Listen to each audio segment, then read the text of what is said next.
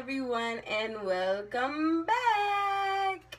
Okay, so the last time I talked to you guys, I talked to you guys about what I knew from my doctor in Tyler.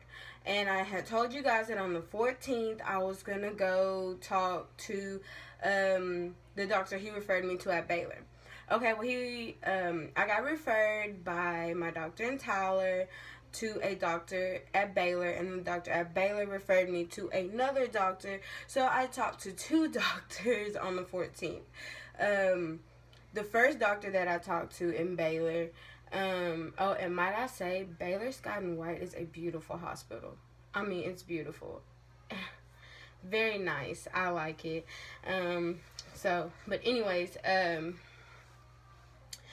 I talked to him, the first doctor, and he basically was asking questions, like how long have you had Crohn's, how long did you have the symptoms, how long did it take them to figure out what was going on.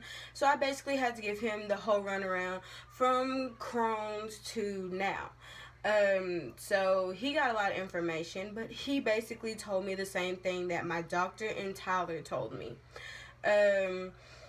So then he told me that he had referred me to another doctor at Baylor, and this doctor is the doctor who explains everything. So I went to see him because my appointments with one was at 11 and one was at 12. So they were just an hour apart, and they were right across the hallway from each other. So I went to go see my other doctor in Tyler, my other doctor at Baylor, and he basically laid it out for me. He basically told me how he wants things to go, but he also told me how things might go. So, guess I'll get started with what he said. He wanted to see the MRI that I had got done here in Athens, and so I got the disc for him, and he looked it over. And when he came in the room, he was all like, "Okay, game plan." And I was all like, "All right, let's get to it." So he pulled out this paper that shows you like the inside of you, and he showed me where the cancer is. First of all, he showed me that the cancer and the tumor, they're right in the middle of my bile duct. It's right there in the middle. From what he said in the MRI, from what he could see, it was the beginning. Right. It was the early stage of cancer. So as of right now, it's not stage 1, it's not stage 2, it's not stage 3, it's not stage 4. It's in the early stages. So we may have caught it very early on, which if we have, thank the Lord. But he was saying that it's right in the middle, which is a good thing with it being right in the middle. Because he said if it moves up to the liver, then we have a problem. If it moves down to the pancreas, we have another problem. If it moves out to the sides and gets in the lymph nodes, we have another problem. But he said from what he could see from the MRI they did in Athens, it was right in the middle of the bile duct, which is why I was yellow, itching, pain, everything under the sun, basically. But, what am I trying to say? Oh, so he set out the game plan. He said, so here's two things that can happen. He said, one, we can have surgery. He said, here's the good thing with surgery. With surgery, that means it has stayed where it is, right in the middle, and I can take it out. He said, here's the downfall. You still have PCS. You'll still have PCS. He said, which means, just the normal, that there's always a possibility that the cancer can come back. He said, but with surgery, we take it out right then, right there, boom, it's gone. He said, and then if it has moved, which is the second option, he said if it has moved up, down, or to the sides, he said then we have to do chemo, we have to do radiation. He said, and then we shrink it, we take it out, and you get a new everything.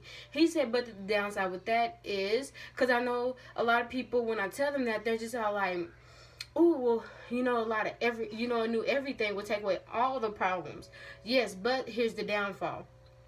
That takes almost a year and a half. That takes a year and a half of chemo, a year and a half of radiation. That's if the cancer does not decide to get angry that we are trying to shrink it. Because then if it gets angry or it starts moving more, it starts moving out more, then they have to go back in, they have to put their heads together and have to figure out, okay, well, what is a better chemo option? Do we go up? Do we just go ahead and put her to the highest that we can give? Do we put her in the middle? Do we just go up a couple of doses? He said, so then that can drag it out to almost 2 years. He said, and then you have to be on the list for a liver transplant. He said, and there's no guarantee that you get a liver transplant right then and there. He said you have to wait. And so basically, he was giving me the ups and the downs of what can happen. And at the time I was sitting there, and I was just looking at him and listening to him, and I was looking at my mom, and I was looking out the window like, oh, today is so pretty. It's such a beautiful day outside. But I was not processing. I was not processing anything he was saying. My eyes got watery. I started feeling that lump in my throat. I was just like, this is too much. This is too much for right now. This is too much, you know? And then they're talking about that I still might have to do more procedures. I still might have to do this. I still might have to do that. And so basically, I was done. I didn't want to hear anymore. I didn't want to talk anymore. I didn't want to do it. I was just all like, God, just carry me through the rest of the day. And I'm not going to lie. On the 14th, after we left, I was pretty grumpy. I was pretty grumpy the rest of the day. The rest of the day was pretty much, okay, yeah, it's in God's hands, yeah. But it wasn't because I was upset about the situation. I knew what was going to happen when I went to Baylor. It was just that I didn't expect it. Basically, I didn't expect it to hit so hard. Because it hit. And it didn't hit like boom. You know what I'm saying? It hit like bang. Like bang, bang, bang, bang, bang. It hit. And then I got scared because he was saying, you know, he doesn't think that the cancer, because I got that MRI in March, he doesn't think that since then it has moved. He's pretty sure that it has stayed in the middle of the bile duct. But Friday, I went and I got two MRIs done and a CAT scan because he wants to make sure that it has not moved. He's positive it hasn't moved. He has his fingers crossed. My mom, my family, my friends, everybody has their fingers crossed for surgery so I don't have to do chemo. And even, the doctor, he's all like, surgery, because you're young. You're very young. If we can get surgery, get it out, that's the end of it. You know, we won't have to worry about it anymore. It took me a minute, but I have my fingers crossed for surgery too. It took me a minute to decide what I wanted to do, where I wanted it to go. But I've also told myself, Tanika, if God says no, then it's no. You know, I have my fingers crossed, but I'm still letting God decide. You know, I don't have a choice, you know, to let God decide where the path goes.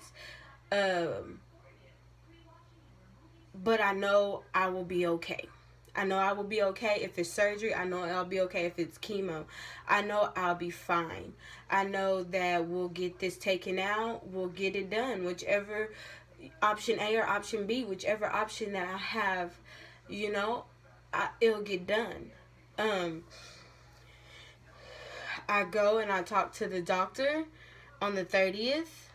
I go and I talk to him, and this is the appointment where we see what box I land in. If I land in box A for surgery, or if I land in box B for chemo and radiation. I'm very antsy. I'm kind of just wanting the days to fly by so we can get to Thursday and I can get up there and I can talk to him and see where everything is going to be. I mean, yeah. Okay, so now let's talk about my page. I have recently started a page on Facebook. It is called Overcoming by Faith. This is not a blog page. This is a page where I will do updates. I will put videos, I will put pictures, I will write statuses. This is where my fundraiser is for you guys who want to donate money. There, I do have my fundraiser page up. My fundraiser is all the way until August 18th, which is when my insurance drops me.